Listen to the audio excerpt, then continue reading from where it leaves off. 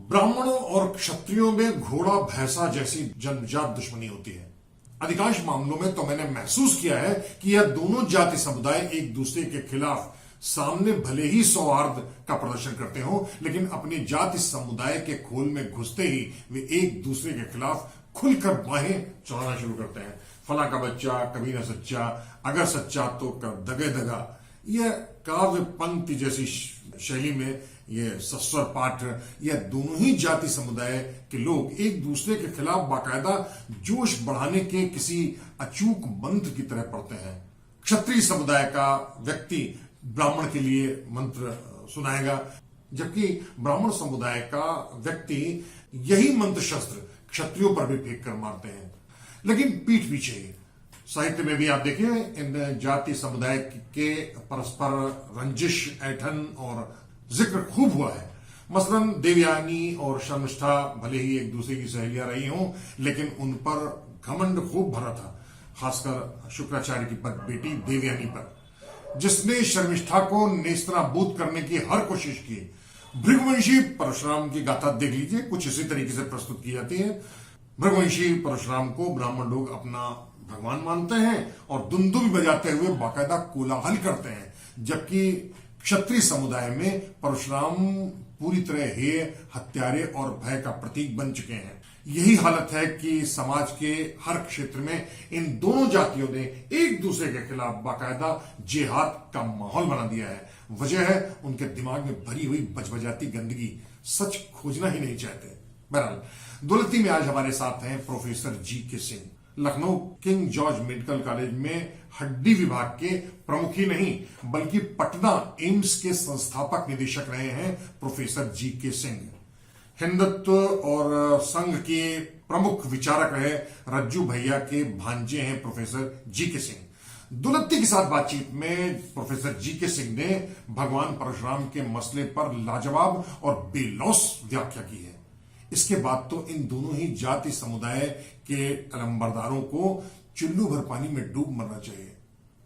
हम सब लोग ये समझते हैं कि हमारे हित में क्या है, उसी के चक्कर में हमेशा रहते हैं। संसार जो है वो है ही भव भव भव सागर। भव का मतलब है हो। तो जन्म से लेके मृत्यु तक हम लोग अपने हो के चक्कर में रहते हैं या ना हो के चक्कर में रहते हैं। ऐसे ही जितने राजा जो है आए थे वो सब इस चक्कर में थे कि भैया धनुष हम ही तोड़ें और सीता का विवाह हम ही से हो।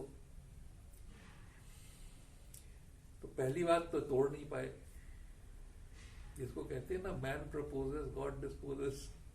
और सच धज के अस्त्र शस्त्र सेना के साथ सब आए, सेना के साथ आते थे और फेलियर लेके अगर गए तो क्या हाल होगा राज्य में, आप सोच सकते हैं। तो कृष्ण ने गीता में ये कहा है कि it is more difficult to face success than to face failure in life, for success leads to pride and pride to destruction. तो हम लोग जो ये जो बहुत चक्कर में पड़ जाते हैं कि ऐसा ही हो ऐसा ही हो, तो वैसे वो राजा लोग जो थे धनुष उठा तक नहीं पाए, तोड़ना तो दूर रहा। और उसके बाद एक 28 साल का लड़का उठा, उसने धनुष उठाया और तोड़ दी। कितना क्रोध आया होगा, कितना अपने इष्ट देव को लोगों ने गाली दी होगी। हम लोग भी गाली देते हैं, भगवान क्या है, कैसा हमारे साथ, हमने क्या बिगाड़ा था, क्यों कर दिया, बहुत सारे सवाल करते। पर तभी तक परशुराम जी वहां पे आए और परशुराम जी ने ये कहा कि मूढ़ जनक जल्दी बता धनुष किसने तोड़ा, नहीं तो जहां तक तेरे राज्य की धरती है मैं उलट दूंगा। तब सबने थैंक यू कहा भगवान जी को, हजूर हमने नहीं तोड़ा, नहीं तो ये बुढ़ा मार देता। उसका पर्पस ये था लड़ाई ना हो राम और सीता के विवाह में। क्योंकि देखिए हम समझते हैं कि मैं कर रहा हूं, पर मैं करता वर्ता नहीं हूं, करने वाले और हैं। अब जैसे मान लीजिए कि हनुमान जी थे, पेड़ के ऊपर बैठे हुए थे और सीता ने जब रावण का अपमान किया तो रावण तलवार लेके गर्दन काटने दौड़ा। हनुमान जी पेड़ पे बैठे, तो चाहते थे कि भैया जल्दी कूदू बचाऊं। तब तक रावण का हाथ मंदोदरी ने रोक दिया। हनुमान जी की समझ में आ गया कि कहे कौ कितनो करैया कोई और है, मंदोदरी से सीता की रक्षा करा दी। तो भगवान जो है वो आपके हमेशा हित में काम करते हैं। लगता है कि आपके हित में नहीं है। अगर राजाओं से धनुष तोड़वा दिया होता तो उनकी गर्दन लौट गई होती जिसने तोड़ा होता। रक्षा ही तो की। और उसके बाद सारे राज्य मारे जाते हैं, मार देते वो मार देते। जिसने धनुष तोड़ा था उसकी गर्दन गई थी उस दिन। परशुराम मार देते। अच्छा, परशुराम भाई सबने यही तो कहा कि थैंक यू, नहीं तो ये मार देता। हाँ। उनकी जो क्रोध की रेपुटेशन थी वो काम आई और शांति स्थापित हो गई। जिसको कहते हैं ना, भय बिन होए न प्रीत। नहीं, लेकिन एक चीज तो है, अगर परशुराम नहीं आते तो भी तो युद्ध हो जाता, तो युद्ध होता, तो भी सब अशांति होती है ना। भगवान राम और सीता जी के मंगलमय विवाह में विघ्न पड़ता। तो उसके लिए परशुराम जी को ले आए और परशुराम जी के डर के मारे वो सब जो थे जयराम जी की करके वहां से चलते बने बिना लड़े। तो क्रोध जो है वो बहुत ही आवश्यक अंग है हमारे जीवन का, तभी दिया गया है ना। क्योंकि कई बार लोग जो है वो क्रोध से ही काम ठीक करते, डर से ठीक करते।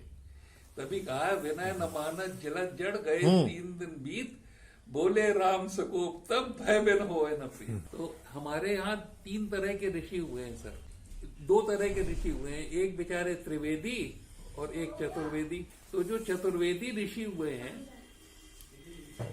वो चारों वेद की पूजक है। चारों वेद में कंठस्थ हैं। और जो अथर्ववेद है उसमें क्रोध और शस्त्र उठाना है। जो त्रिवेदी ऋषि जो है ये नहीं मानते थे। तो विश्वामित्र जैसे शक्तिशाली समस्त शस्त्रों के ज्ञाता त्रिवेदी ऋषि हो गए थे। इसलिए छोटे छोटे राक्षस उन्हें परेशान कर लेते थे, क्रोध नहीं कर सकते थे। तो ताड़का परेशान करे, सुबाहु परेशान करे, मारीच, 3 बेचारे छोटे छोटे परशुराम उनको विश्वामित्र जी को परेशान कर लेते थे। तो उनको ऐसे व्यक्ति की आवश्यकता पड़ी जो शस्त्र धारण करता है। तभी वो पहुंचे दशरथ के यहाँ और राम लक्ष्मण को मांग के लाए। इसलिए जो एडमिनिस्ट्रेटर के लिए जो भय क्रिएट करना है, फियर ऑफ लॉ डिटरेंस करती है क्राइम। इसलिए फियर ऑफ लॉ बहुत इंपॉर्टेंट होती है। और फियर ऑफ लॉ की जो 2 कैरेक्टरिस्टिक हैं, एक तो सिवियरिटी ऑफ पनिशमेंट और दूसरी surety and rapidity of punishment. Parshuram को लेकर के क्षत्रिय और ब्राह्मणों के बीच में एक बड़ा द्वंद्व बहुत जबरदस्त चलता है। कैसा लगता है? देखिए, परशुराम जी ने जब क्षत्रियों को का संहार किया तो निर्दोष भी मारे गए। यही उनका पाप है। इसीलिए उनको जो है क्षमा मंदिर दऊ भ्राता मांगनी पड़ी माफी। और इसीलिए उनका सारा पुण्य जो अर्जित था वो उसको गंवाना पड़ा राम के चरणों में। क्योंकि राम ने कहा कि ये वैष्णव बाण श्रांग धनुष आपने दिया तो देत चाप आपन चल गए ऊपर उस्मान, राम मन विस्मय भयो। तो उन्होंने कहा नहीं, दे तो दिया सर, हमने चढ़ा भी लिया, पर इस पे जो वैष्णव बाण संधान है वो तो बिना डिस्ट्रॉय किए नहीं लौट सकता ना। तो अब बताइए क्या डिस्ट्रॉय करना है, आपने चढ़वाया, आप बताओ। तो परशुराम जी ने कहा कि मन की गति से मंदराचल पर्वत पे जाने की जो मेरी शक्ति है उसको छोड़ दीजिए, क्योंकि मुझे अपने गुरु के आदेश से पृथ्वी छोड़ के मंदराचल पे रात में जाना पड़ता है। हाँ, जो मेरे पुण्य मैंने जितने अर्जित किए हैं अवतारी पुण्य, वो पूर्व दिशा में बसते हैं। ये वैष्णव बाण जो है वो पूर्व दिशा की ओर छोड़ दीजिए रघुनंदन, जिससे कि मेरे पुण्यों का नाश हो जाएगा और उसके उनके अर्जन मेरा जो अहंकार है वो भी खत्म हो जाएगा। तो जो दोष था परशुराम का, उसी को ढो रहे हैं आज भी ब्राह्मण, वो लोग आप शब्द कहते हैं, और उतने ही मूर्ख हैं ठाकुर जो ब्राह्मणों को, परशुराम के संततियों को उल्टा पुल्टा सुनाते हैं। देखिए ऐसा है कि क्षत्रियों के लिए तो राम ने बोल दिया। उन्होंने कहा कि भाई हम रघुकुल के हैं, अगर कोई हमें लड़ाई में ललकारेगा तो हम अवश्य लड़ेंगे। पर विप्र वंश कह अस प्रभुताई, अभय हो जो तुम्हें डराई। क्यों डरना चाहिए, क्यों नहीं लड़ना चाहिए आपसे? क्योंकि बधे पाप अपकीरत हारे, मारत हम पाप रही तुम्हारे। अगर आप मार भी रहे हो हुजूर तो भी आपके पैर ही पड़ना चाहिए। ये हम लोगों का रूल है क्षत्रियों का। पर अब सवाल इस बात का है कि ब्राह्मण हम लोगों के, हमारे जो वर्ण थे बड़े साइंटिफिक थे। हमारे पास पावर, प्रेस्टीज और वेल्थ है। 3 चीजें हैं जो हम रिक्वायर करते हैं। किन्हीं विचारों के पास कुछ नहीं होता। तो जिनके पास पावर, प्रेस्टीज और वेल्थ है वो इन चौथे की सेवा करें, इसलिए ये वर्ण सिस्टम डिजाइन हुआ। प्रेस्टीज दे दी ब्राह्मणों को, पर उनसे पावर और वेल्थ ले ली। पावर दे दी क्षत्रियों को, उनसे प्रेस्टीज और वेल्थ ले ली। पावर इतनी ब्राह्मण की प्रेस्टीज थी कि अगर ऋषि कोई आता था तो बाउंड्री तक लेने जाओ, बाउंड्री तक छोड़ के आओ राज्य की। और वेल्थ दे दी वैश्यों को।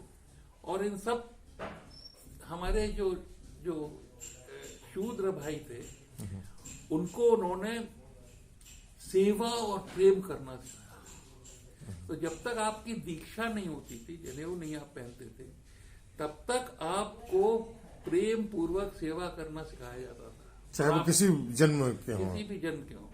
पहले सब शूद्र थे, है ना। और फिर आपका अहंकार का क्षय होता था, क्योंकि आप कहते थे भवति भिक्षाम देहि। और जब आप में ये देखा जाता था कि अगर आपकी अन्याय से लड़ने की वृत्ति है तो आपको क्षत्रिय बना देते थे, अज्ञान से लड़ने की वृत्ति है तो ब्राह्मण, और अभाव से लड़ने की वृत्ति है तो वैश्य। तो इसको दूसरा जन्म कहते थे। ये आपका पोस्ट ग्रेजुएशन। तो इसलिए हम लोगों की ये वर्ण व्यवस्था है।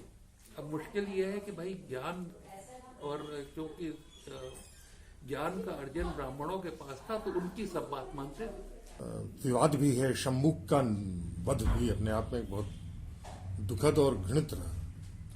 देखिए, जो हमारे अवतारी पुरुष हैं उनको तो हमारे बॉस ने, महादेव जी ने ये कहा है ना कि राम अतर्क बुद्धि मन बानी, मत हमार असुनो भवानी। जो उनका अवतारी तेज है राम का, वो किसी को मारने में नहीं है। उनका जो अवतारी तेज है वो इसमें है कि यह अचरज जुग जुग चली आई, कहे न दीन रघुवीर बढ़ाई। राम सदा सेवक रुचि राखी, वेद पुराण साधु सब साखी।